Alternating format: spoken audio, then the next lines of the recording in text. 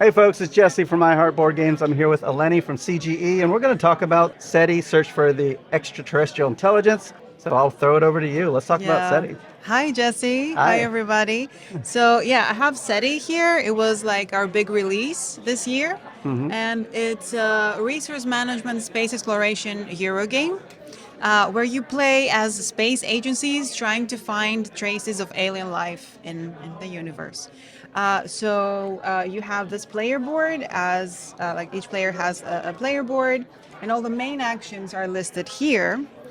So one of the things you can do is launch a probe, for example, and you take one of these and you put it where Earth is, sorry, and we Mm-hmm. already have one here. Okay. And you're allowed to have only one probe in the beginning of the game, but with certain upgrades, you can have like up to two.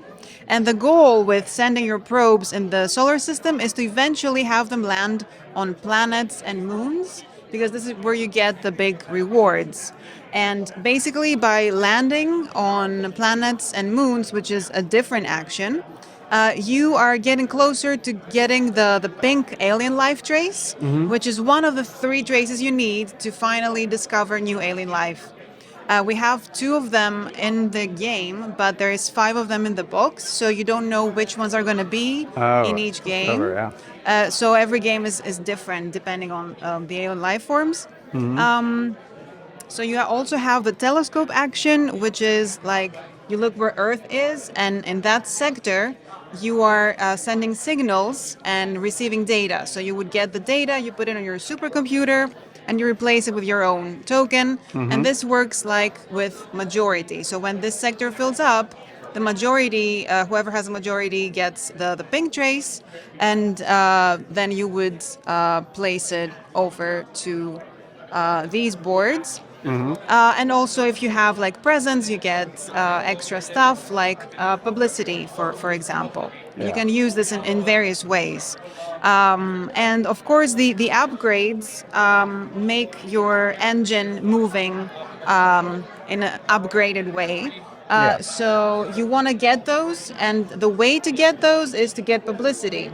So if you have a six publicity, then you can spend it to get a new upgrade and slot it in these slots. And also, you get to move this thing, which reflects the passage of time, which would move the solar system. So it sort of spins. So Oh, in that case, if you cross like this part, you just move the inner ring.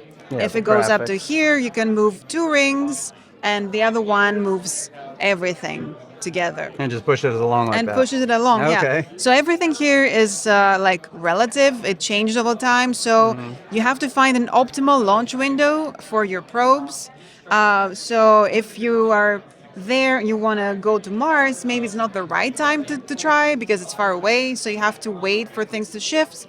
You can try to move as well, but it's better if you go along with the flow Yeah. of the solar system.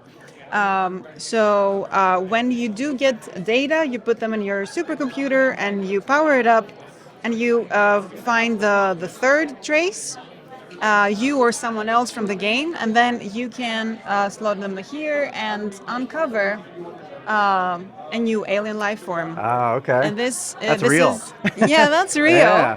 That was actually an object that was found going through our solar system in Yep. 2017, but it actually left. But in SETI, it still is in the game, and you get the chance to sort of examine it and get exofossils and so on. So this sets like gives new cards in the game, new item like exofossils, and a piece that goes and gets slotted in into the solar system. So it stays as like some sort of meteor or planet, the Yeah. same way as the other ones.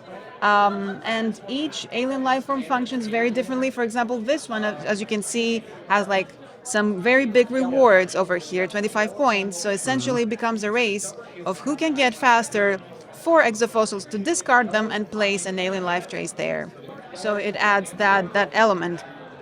But in the game, basically, you get to pick your own end game scoring. Whenever you cross these parts, the golden parts, you can choose one of the end game scoring tiles that you would like to score at the end of the game, and the earlier you do that, the more points you can get.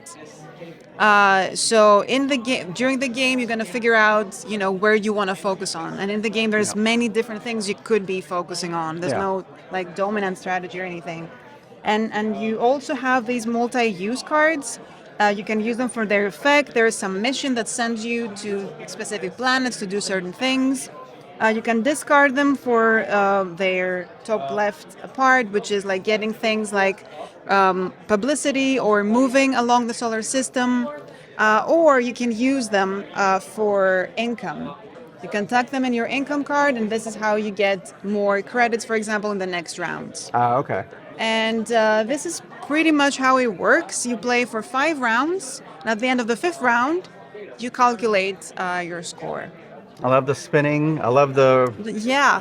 possibly real element here. Yeah, That yeah, it is yeah. something more than what we know about it already. Yeah, which yeah, is yeah, very yeah. little. There's a lot of interconnecting things in the game, and the sooner you figure that out, like the more intuitive it will feel, and you can progress faster.